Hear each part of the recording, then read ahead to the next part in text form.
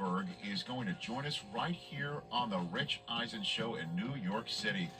EGOT winner coming in.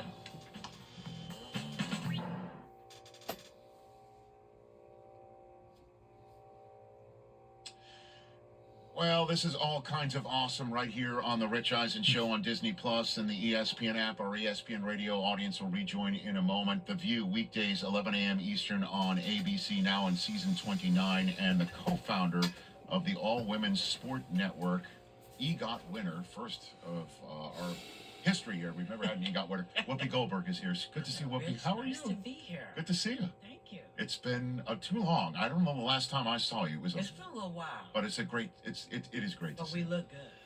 All right, let's I appreciate you welcome including me in that. Well, yes, Whoopi Goldberg But it on is the it is Rich awesome to Eisen see you Show here. And honestly, when I knew I was coming back to New York, you're on the first person I asked for. April 13th. Because I know you don't do a lot of shows like this one, so I truly appreciate it. Let's just jump into what you think of the New York Knickerbockers current It's gonna be a long season. Now so, that we know that they're making the playoffs, I we know know from who they're Sister playing. The Act 1 Cavaliers. and What do 2. you think of this? Listen, I'm always excited. I'm always excited when they're playing. Right. They're playing really beautifully now, and so that's all I can ask. Okay. You know, When did you first start following the Knicks? when I was about 8. Wow. 8 years old. Yeah, I think so. My brother was a huge sports fan. Right. And so I watched everything he watched. When Right. he played baseball or played football or whatever he was doing, I wanted to do it too. Right. Because I just thought it looked really great. I was no good at any of it. Me too. But I realized early on I couldn't hit the curve. I couldn't make a jump shot. I needed to talk about it for a yeah, you but know? I love it. I love watching teams play. I love, I guess because I grew up here in New York, I love New York audiences. I love people who love the Giants, who love the Knicks, who love the Rangers. You know, we growing up with these amazing football teams, you know, the Jets. I mean, Joe, name it. I mean, we had Joe Willie. we had everybody, and so as a kid, I grew up spoiled. I think because I thought everybody played that hard. Who was your favorite Nick? Who's your favorite Nick of all time? Well, of all time, Yes. Frazier. No, I don't blame you. By the way, you want to talk about somebody who looks great? And I mean, Yeah. Clyde Frazier. Baby, look, Yeah. okay. I know. He Okay. could. I honestly think he could give the Knicks a few minutes if they need him to do it. You know I really what? believe it. In my core. He is one of the most elegant, stylistic, fabulous men Yes. in sports. I mean, again, when I grew up, that they were all like that. Right. You know, the fur coats, the styling. I mean, you wanted to be in their company. You wanted to know them, and then you'd go and see their respective sports and see how they played their behinds off. Yes. You know, there was, and I no shade to anyone who plays now, but these guys were like, look, you could hit them with a car, run them over with a train, and they still came and played. They still came and played. Love it. You know, it was extraordinary to me. So I've always been a lover of sports because I just think, you know, if it's Babe Dietrich Zacharias, do you remember? She was an extraordinary golfer and tennis player, and just yeah. I've got Whoopi Goldberg here on the Rich Eisen Show, and our radio audience just rejoined our broadcast. And I'm so psyched to have you here. You just mentioned tennis. I imagine if you had Venus Serena on your show. Oh yeah. Yeah. Because I remember when I first started doing SportsCenter in the '90s and the early aughts with Stuart Scott, who I know you crossed paths with quite a bit back in the day, which may be the last time I saw you. Might be. But that I remember Serena when she started. It was like, well, here comes the sister. Can she be as good as Venus? And it's like, yeah. You know, she can be. I think people had a very interesting feeling about them because they couldn't believe what they were seeing with the two of them. Mm-hmm. They couldn't believe two sisters could be playing the way that they did. But, you know, you think about all the for me, the black women who play tennis, the ones we never heard about, and the ones we did hear about that we don't talk about now, like Althea Gibson. Mhm. You know, we don't talk about her. She was extraordinary. I mean, when you think about the women who were out there doing these things, you know, they were, at the time for us, they were one-offs. Now, Right. we know where the women are. We know what they're playing. But when I was a kid, they were really one-offs, you know, and to see women playing tennis, I know it seems dopey, but Billie Jean was all I knew. Yeah.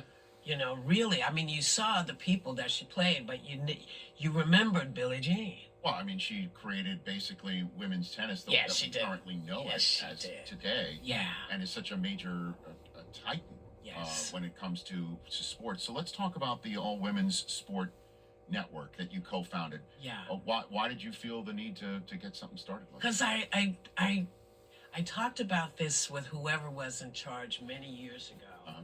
at ESPN and said, why I would like to see this happen. I have some ideas, and they were like, okay. Yeah. Yeah, good. Okay, well, thank you. And they would say, people would say things to me at all the networks. They would say things like, oh, well, you know, nobody wants to see women's sports.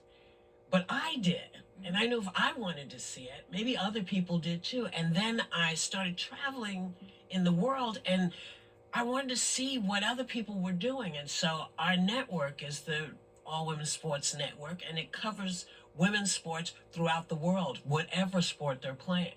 And, you know, we've got the wrestlers, we've got the tennis players, we've got the hockey players, we've got the roller derby queens. We've got as many sports as you can name, and some that you've never heard of. Mm-hmm. Because for lots of women around the world, this is their way that they can be in a group of women doing stuff and not get any hassle.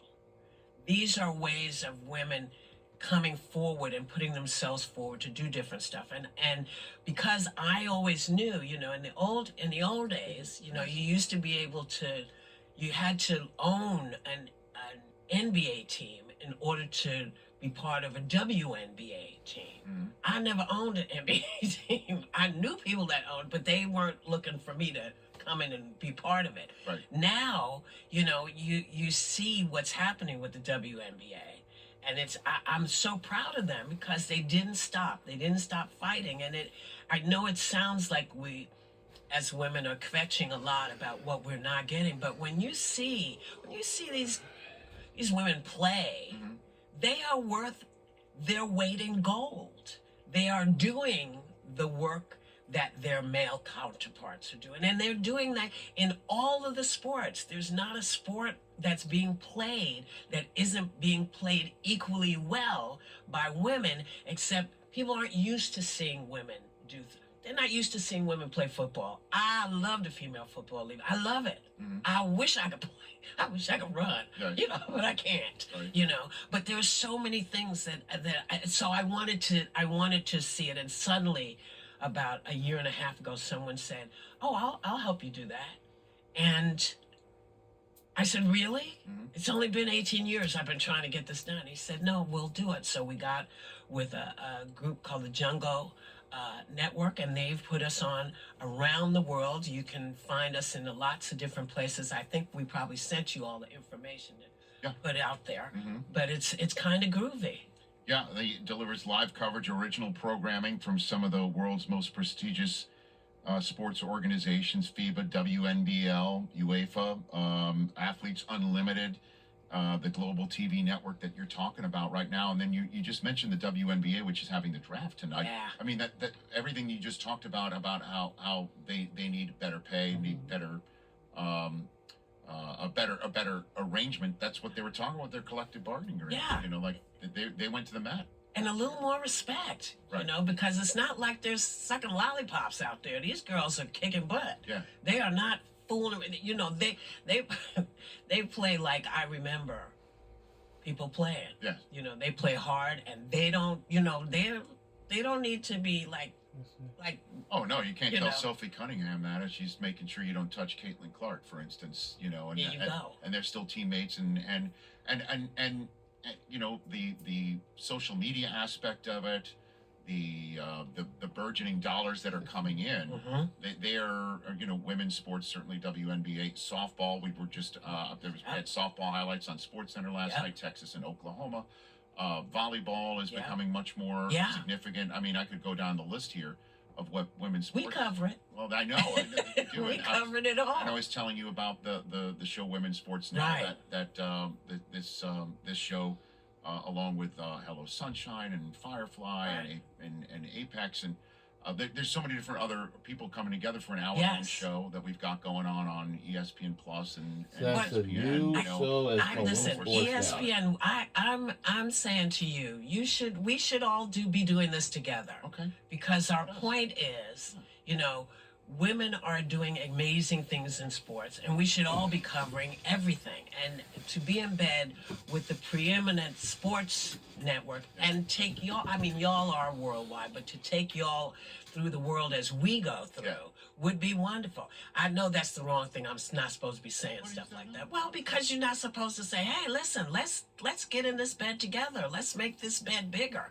I think I'm not supposed to say things like that. But if I don't, no one will know that I want to be in bed with them. I don't know if that sounds as right as I mean it. The bed is the business bed. Yes. That's what I'm talking. I'm talking about the business bed. Yes, and the large, the California king size. That's right. Of it's the Gigunda bed. The world's wide enough. That's right. You know, that's right. Say in Hamilton, you know, the world is wide enough for this sort of thing, and you could see again tonight it's the 30th WNBA draft tonight. Man, it's exciting. I mean, I get choked up, you know, because they're going to be where they need to be. And I lived long enough to see this happening. You never had a jump shot, ever? Yeah, look. No, never had a jump shot. I was a great runner. You know what I was? I was a really good runner. Okay. Because I could go straight. If I was going in a straight line, I was great. If I needed to carry something with me and throw it, not so much. Not so much, but I could run my little tail off. Okay, very good. If you don't mind, let's take a break. I'd love to come back and talk to you about your acting. Oh. And your movie career and TV career. Sure. Yeah, of course. I'll talk to you about anything, anytime. I appreciate that. All right, we're here on the Rich Eisen Show with Whoopi Goldberg live in downtown Manhattan here on Disney Plus and ESPN Radio. We're back in a second. We'll be right back on the other side.